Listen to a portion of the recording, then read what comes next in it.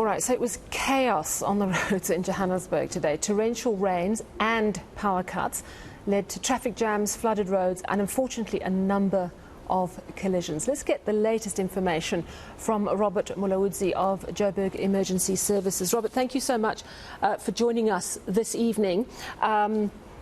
Just talk to us about the current situation. We know that the rain is pretty much stopped in Joburg. Is it all calm and all quiet at the moment? Good evening, Sally, and evening to the viewers. Yes, it's quiet and calm now at the stage in most parts of the city since the rain has just stopped now. So, but we are told we must still have it later on, maybe this evening, and it might clear up maybe sometime tomorrow. So during the day, we were monitoring most of our low-lying areas. You know that, Sally, when we have severe thunderstorms like the ones we're having, most of our vulnerable communities will be our in our informal settlements. The example being areas like Sweta in Alexander. The water levels now are much more higher.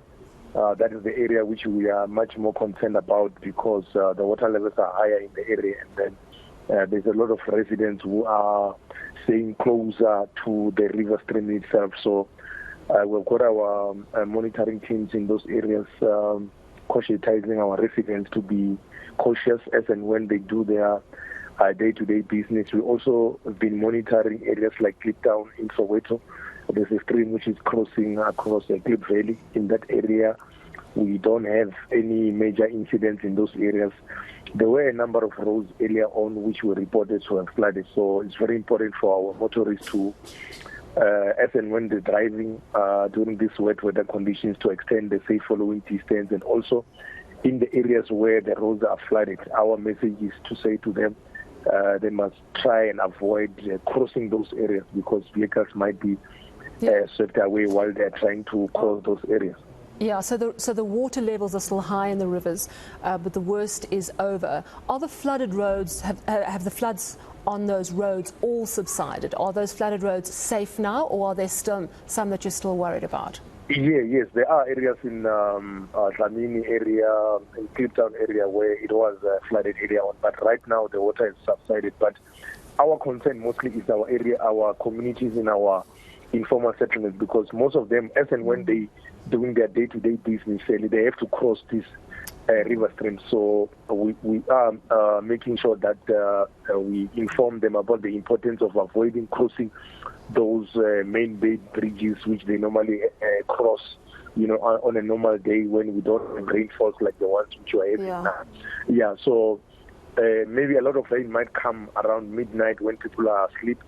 So we're hoping that with our community-based trainings which we have conducted in those areas of using whistles to alert the other residents, they will be able to to the higher ground. And then from our side, we've got specialized teams, swiftwater rescue teams, which is a specialized team which responds to water-related emergencies, which is on high alert. Okay. And also our 30 fire stations throughout the city is fully operational. We're working together with our disaster management officers. So we're hoping that together with our also JMPD colleagues, so we're hoping that we will be able to manage, any emergencies which might occur, maybe overnight. And we're just praying that maybe tomorrow we might have some clear skies throughout the city of Joburg.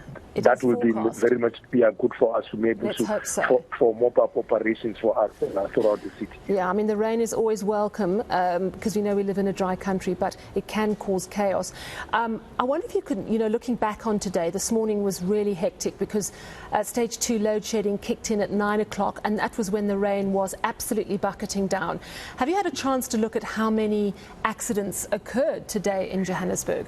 Yes, we've had a number of them, motor vehicle accidents, and even though I won't be able to give the exact number, but we're just happy that we didn't have any, out of those accidents which we had, we didn't have any fatalities amongst those accidents which we had. So that is the good part for us. But we've had a number of incidents which we had to attend to, which were caused by, the rainfall which we had earlier on in the morning. And also, with the load shedding, it also caused a lot of chaos out there. So we just I mean, so luckily no fatalities, which is fantastic news, and you're keeping a careful watch on those communities close to those rivers which are still running quite high. I have to ask you though, we know at the moment Eskom is saying we're on stage 2 until further notice. How is it possible to say how much or whether accidents definitely increase when we're being load shed? I mean, that confusion that seems to happen when the lights are out, does it definitely always lead to an uptick in road accidents? Yeah, I would say mostly it will be when we have like rainfalls. It looks like because of maybe wet roads and slippery roads, and then maybe motorists maybe speeding. Yeah, we might have tend to see more an increase in terms of the numbers of incidences or motor vehicle accidents which we had to respond to. But to put a spin on your question is that we tend to see maybe more incidents of fires, maybe because of the residents using other means of heating devices, like they will have to use candles, which in most of the time they don't use. They might use them unsafely, which might cause fire incidents, maybe because of the power surges which you might have in those areas. So I would say yes, we do have those incidences which normally occur when we have load shedding.